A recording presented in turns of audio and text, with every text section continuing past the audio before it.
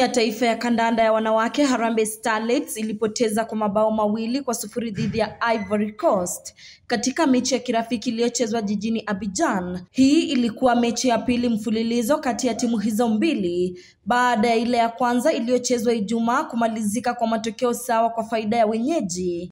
Timite Yasmin na Diallo Ami walifunga mabao katika kila kipindi na kuiwezesha Ivory Coast kuibuka na ushindi, huku Kenya ikihangaika kuvunja ngome ya wapinzani wao.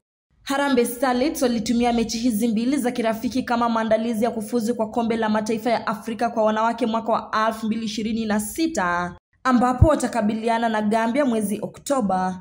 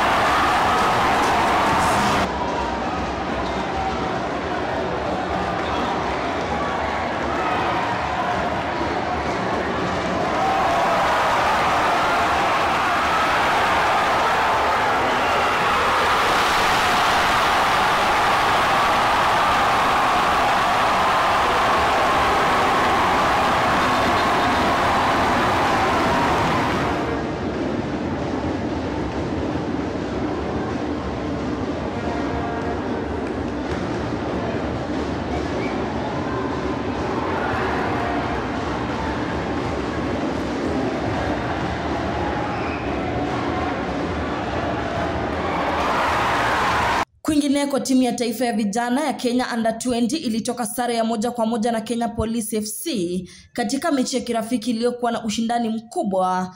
Aldrin Kibet aliwapa vijana wa taifa uongozi mapema kwa kumaliza kwa ustadi, lakini Duncan Otieno alisawazishia Kenya Police kabla ya mapumziko. Timu zote mbili zilionyesha uimara katika safu ya ulinzi na kuandaa nafasi kadhaa za kufunga, lakini hakuna aliyeweza kupata bao la ushindi katika kipindi cha pili. Mechi hii iliwasaidia timu zote kama sehemu ya maandalizi ya michuano ijayo. Nikiripotia safu ya Spoti runinga ya Tandao, jina langu ni Florence Simiyu.